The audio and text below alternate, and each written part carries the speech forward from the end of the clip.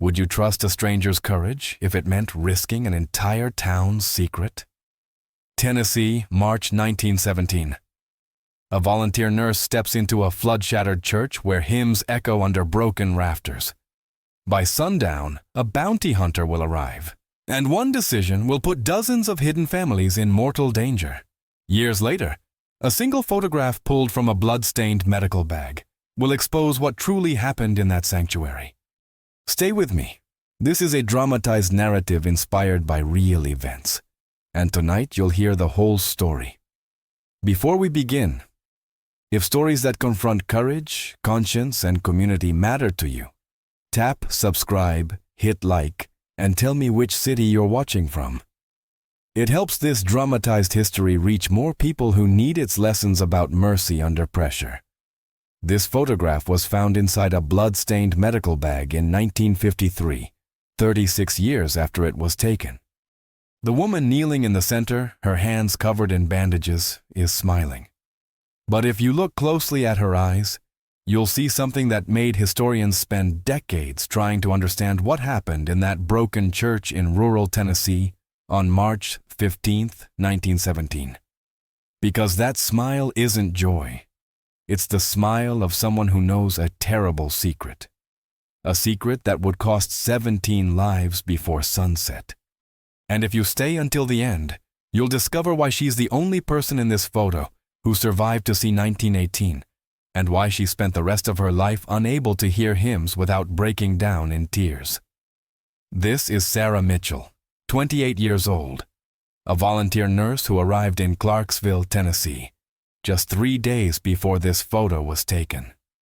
She came from Boston with one mission: to help victims of the worst flood the Cumberland River had seen in 50 years.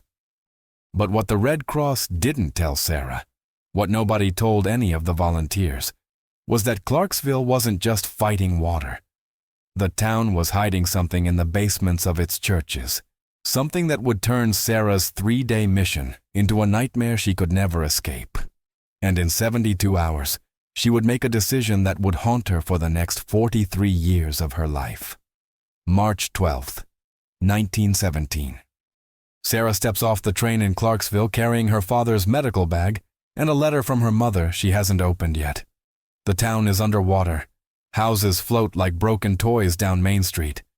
And everywhere there are people crying for help. But Sarah notices something strange.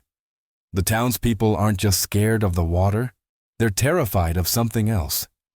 When she asks Reverend Thomas about the broken church where they're setting up the medical station, he looks at her with eyes that haven't slept in days and says, "Miss Mitchell, there are things in this town that the flood didn't bring.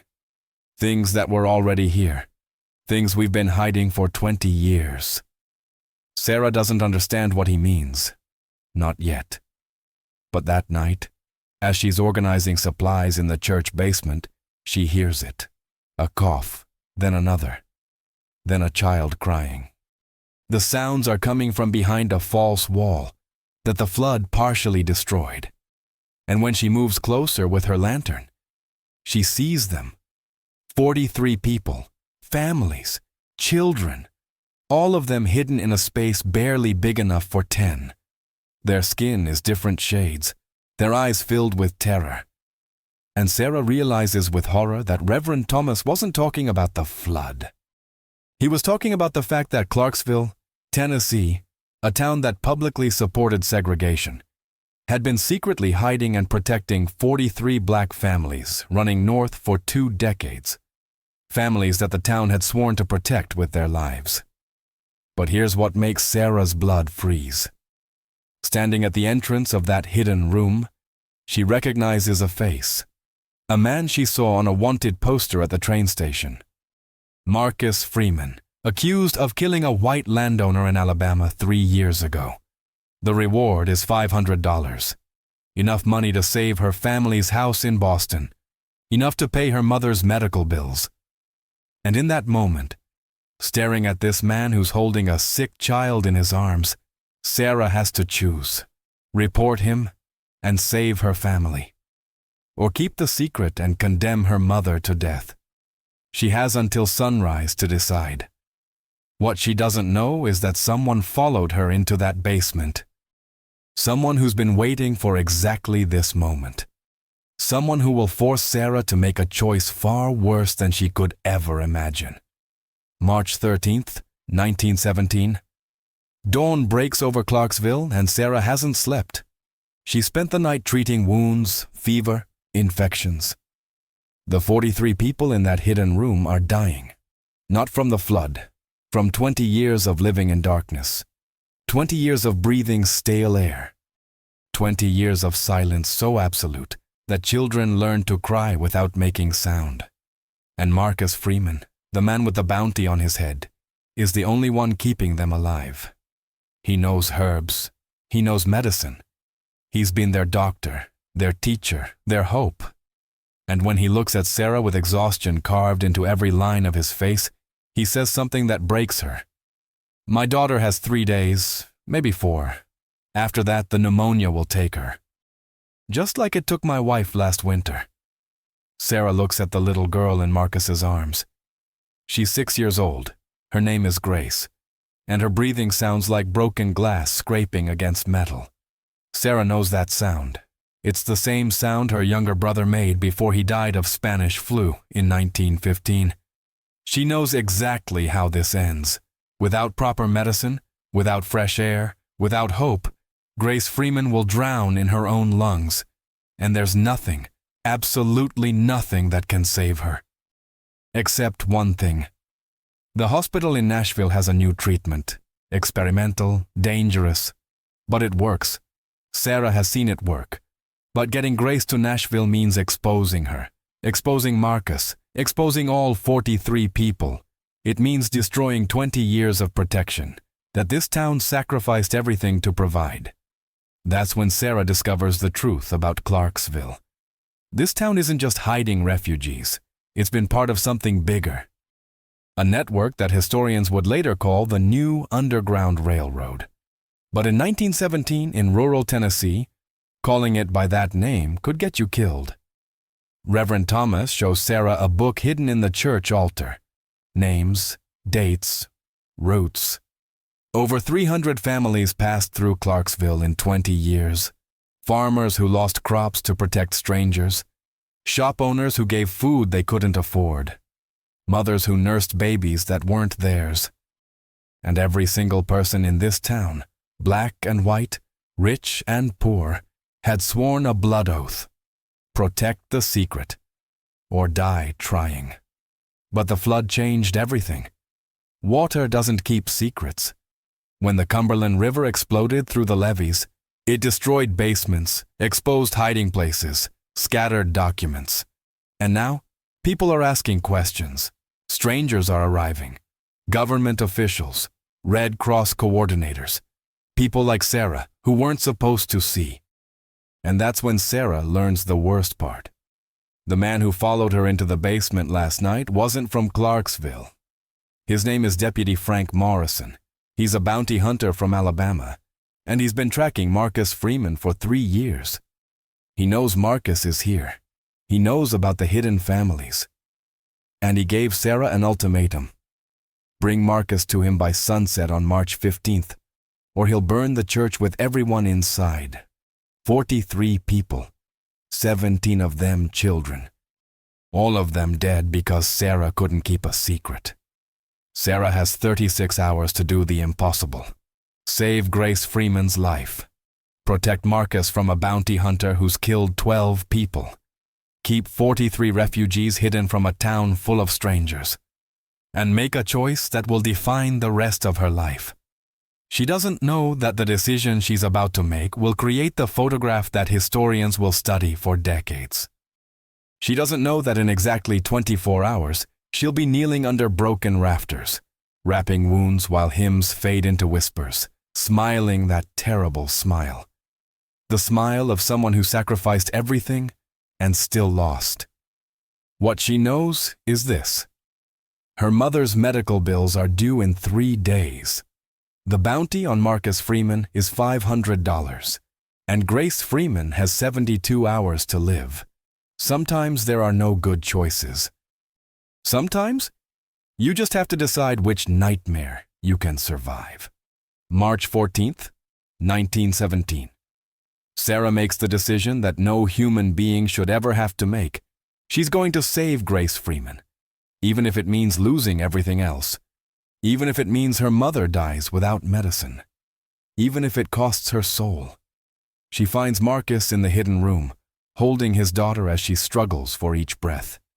And Sarah says the words that will change both their lives forever. I can save her, but you have to trust me with something more valuable than your life. You have to trust me with hers. Marcus looks at this white woman from Boston, this stranger who discovered his secret, and he sees something in her eyes. Desperation. The same desperation he's been living with for 3 years. So he makes his own impossible choice. He says yes. Sarah's plan is insane. She's going to smuggle Grace out of the church, pretend the girl is her niece, take her to Nashville on the morning train. But here's the problem. Deputy Morrison is watching. He's always watching. And he told Sarah explicitly, if Marcus Freeman or any of his family leaves that church, he'll know, he'll follow, and he'll kill everyone involved. So Sarah does something that makes her hands shake even as she's doing it. She goes to Reverend Thomas and asks for something unforgivable. She asks him to create a distraction big enough to draw every eye in Clarksville away from one small girl. And Reverend Thomas, this man who's protected secrets for 20 years, looks at Sarah and understands exactly what she's asking. He's asking her to risk the entire network for one child.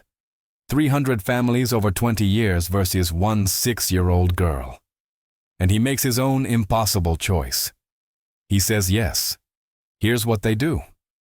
March 15th, 1917, 6 a.m. Reverend Thomas calls every volunteer, every refugee, every person in that church to the main sanctuary. He tells them they're going to have a service, a Thanksgiving service for surviving the flood. And he tells them to sing like their lives depend on it. Because they do. While 40 voices rise in hymns loud enough to shake the broken rafters, while Deputy Morrison watches from the street corner, while every eye in Clarksville turns toward that church, Sarah does the unthinkable. She walks out the back door with Grace Freeman wrapped in blankets, looking like nothing more than a sick child being taken to the doctor. She walks past Morrison without him seeing. She reaches the train station. She buys 2 tickets to Nashville, and for one perfect moment, she thinks she's done it. She thinks she's won. But Grace Freeman makes a sound, just one small cough, and Morrison hears it. He turns. He sees Sarah. He sees the bundle in her arms, and his hand moves to his gun. Sarah has 3 seconds to make a choice. Run and risk Morrison shooting into the crowd, stay and watch him take Grace, or do something so desperate, so insane, that even thinking about it makes her want to vomit. She runs toward the church. Not away. Toward. Screaming at the top of her lungs, "Fire! The church is on fire!" It's a lie, but it's a lie that saves 43 lives. Because every person in that church, every volunteer, every refugee, they all run outside. They all pour into the street. And in the chaos, in the confusion, in the mass of bodies and screams and panic, Sarah disappears, with Grace Freeman in her arms. And Morrison loses them in the crowd. But Sarah's lie has consequences, because when the townspeople realize there's no fire, when they understand what happened, they also understand something terrible. The secret is exposed. Deputy Morrison saw the refugees. He saw the hidden families. He saw 20 years of protection shatter in 30 seconds. And now, he's not just hunting Marcus Freeman, he's hunting everyone. Sarah realizes with horror what she's done. To save one child, she's condemned 43 people. The train to Nashville leaves in 10 minutes. Grace is dying in her arms. Marcus is still in the church, unaware that his daughter is gone. And Morrison is organizing a raid. Sarah has a choice. Get on that train and save Grace, abandoning everyone else to their fate. Or go back to that church and face the consequences of her desperation. She looks down at Grace Freeman, this 6-year-old girl who's struggling for every breath, and she makes the choice that will create the photograph. She turns around and runs back to the church. Because some things matter more than survival. Some things matter more than winning. And sometimes, the only way to live with yourself is to walk straight into the nightmare you created. March 15th, 1917. 3:15 in the afternoon. Sarah bursts through the church doors with Grace Freeman unconscious in her arms. The sanctuary is chaos. Morrison brought reinforcements, 6 armed men. They're rounding up the refugees, separating families, putting chains on wrists. And Marcus Freeman is fighting like a man possessed. He's already broken one man's jaw, disarmed another. But he's one person against 6. And he's losing. When he sees Sarah carrying his daughter, when he sees her walking straight into this hell, something breaks in his eyes. Not defeat, something worse. Hope. Because even in this nightmare, even surrounded by men who want to kill him, he sees his daughter alive. Still breathing, still fighting.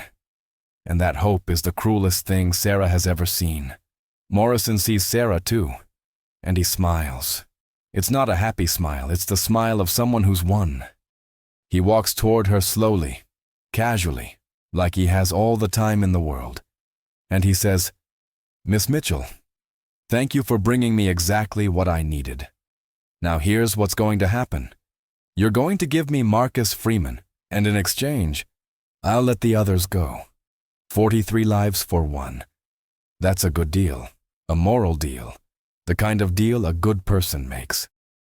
Sarah looks at this man, this bounty hunter who's killed 12 people, who's destroyed families, who's built his entire life on suffering. And she understands something that makes her blood turn cold. He's right. 43 lives for one is a good deal. A logical deal. The kind of deal that saves the most people. The kind of deal that history books would call heroic. And that's exactly why it's wrong.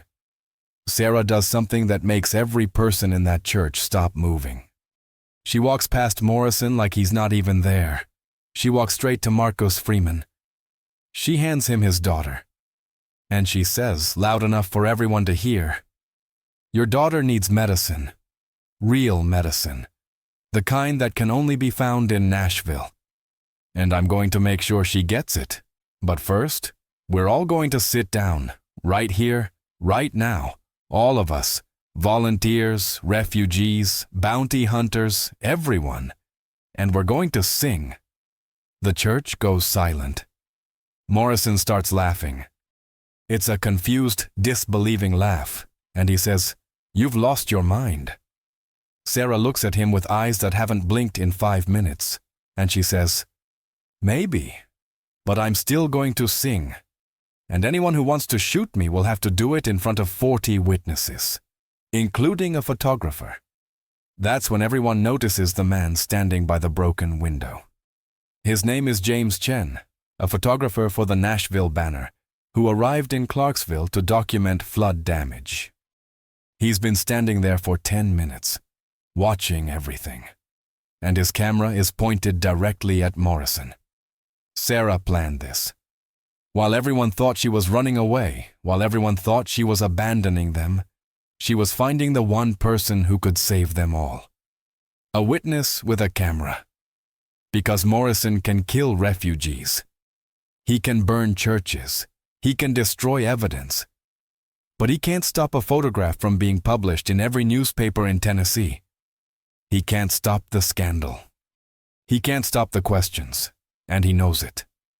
His hand moves away from his gun, slowly, carefully, because there are things worse than losing a bounty, and one of them is becoming famous for killing unarmed people in a church. Sarah sits down under the broken rafters. She starts wrapping Grace Freeman's wounds with fresh bandages, and she starts to sing. It's a hymn her mother taught her when Sarah was 6 years old. Amazing Grace. The irony isn't lost on anyone. One by one, the other volunteers join her. Then the refugees. Then Reverend Thomas.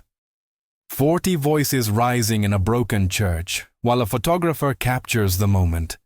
And Sarah is smiling. That terrible smile. Because she knows what's about to happen. Morrison's men are backing away. They're leaving. They're retreating without their bounty. But that's not why Sarah's smiling. She's smiling because in 5 minutes, Grace Freeman will stop breathing. The pneumonia is too advanced. The damage too severe. Sarah's miracle won't save her. The photograph won't save her. The hymns won't save her. Grace Freeman is dying in her father's arms while her name is being sung by people who love her. And Sarah's smile is the smile of someone who knows she gave this child something more valuable than survival. She gave her a death surrounded by hymns instead of silence. She gave her a father's arms instead of loneliness. She gave her proof that she mattered, that she was loved, that she was seen. And sometimes, that's all we can do. Sometimes, bearing witness is the only mercy we have left to give. Grace Freeman took her last breath at 3:47 in the afternoon on March 15, 1917. The hymn didn't stop. Marcus Freeman held his daughter while 43 people sang her home. And James Chen took the photograph that would change everything. The photograph shows Sarah kneeling beside Marcus, her hands wrapped in bandages from treating wounds all day, her smile frozen in that terrible moment between hope and grief. What the photograph doesn't show is what happened in the next 10 minutes. Deputy Morrison, seeing that Grace was dead, seeing that his bounty was worthless, did something that surprised everyone. He left. Just walked out of that church without saying a word. He'd been hunting Marcus Freeman for 3 years. And in one afternoon, a dying child and a hymn had destroyed his entire purpose. But that's not the miracle. The miracle is what the townspeople did next. When word spread about the photograph, when newspapers started asking questions, when the story of Clarksville's hidden refugees reached Nashville, Atlanta, Washington, the town made a choice. They could deny everything. They could claim it was flood confusion, hysteria, lies. Or they could tell the truth. Every single person in Clarksville, 347 adults, stood up and signed a document that historians still keep in the Tennessee State Archives. They confessed to everything. 20 years of hiding refugees, 300 families, violation of every segregation law in the state. And they said, we'd do it again. The legal consequences were devastating. Fines, arrests. Reverend Thomas spent 6 months in jail. But the moral victory was something else entirely. Because you can't arrest an entire town, you can't jail 300 people, and you can't stop a story that makes people weep. Sarah Mitchell returned to Boston 3 days after Grace Freeman died. She'd missed her mother's medical bill deadline. The bank foreclosed on their house. Her mother died 4 months later without ever knowing why Sarah didn't come home with the money she needed. Sarah never told her about Clarksville, never told her about Marcus Freeman, never told her about the choice between saving one person she loved or 43 people she'd just met. She kept it secret until 1953, when a reporter tracked her down after finding the photograph in that blood-stained medical bag. The reporter asked Sarah if she regretted her choice, if she'd do it again knowing the cost. And Sarah, 71 years old by then, said something that the reporter never forgot. My mother died thinking I failed her. I live with that every day. But Grace Freeman died knowing she was loved. And that's worth everything I lost. Here's what happened to the others. Marcus Freeman never left Clarksville. After Grace died, the town adopted him, gave him a house, helped him become a real doctor. He opened the first integrated medical clinic in rural Tennessee in 1923. He treated everyone, black and white, rich and poor, for 43 years until he died in 1966 at the age of 89. He never remarried, never had other children, but he saved over 3,000 lives in his career. And in his office, until the day he died, he kept two things on his desk: a photograph of Grace and a photograph of Sarah Mitchell kneeling beside him under those broken rafters. He called them his two angels, the one who gave him a daughter and the one who gave his daughter dignity. The photograph itself lived a quiet life. James Chen gave the original to Marcus Freeman in 1918. Marcus kept it private for decades. After he died, his nephew inherited the medical clinic and everything in it. And that's where the photograph is now, not in a museum, not in an archive, but in a small medical clinic in Clarksville, Tennessee, hanging in the waiting room where patients sit. Underneath the photograph is a small brass plaque that Marcus Freeman commissioned in 1950. It says, Grace Freeman, 1911-1917. Sarah Mitchell, 1889-1960. Proof that love is louder than fear. Every person who visits that clinic sees it. And every person who sees it asks about the story. The nephew, now 83 years old, tells it. Every single time.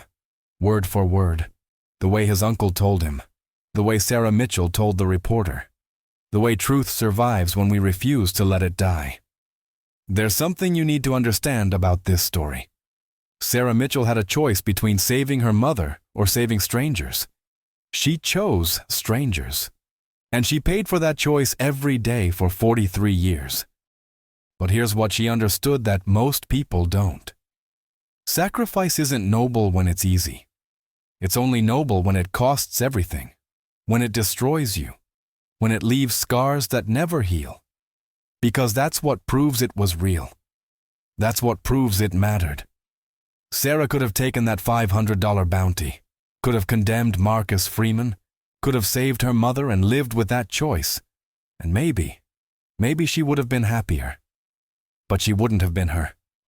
She wouldn't have been the woman who taught an entire town that some things are worth losing everything for, that some choices define who we are even when they destroy us, that sometimes bearing witness to suffering is more important than escaping it, and that love, real love, the kind that changes the world, never comes without a price that breaks your heart.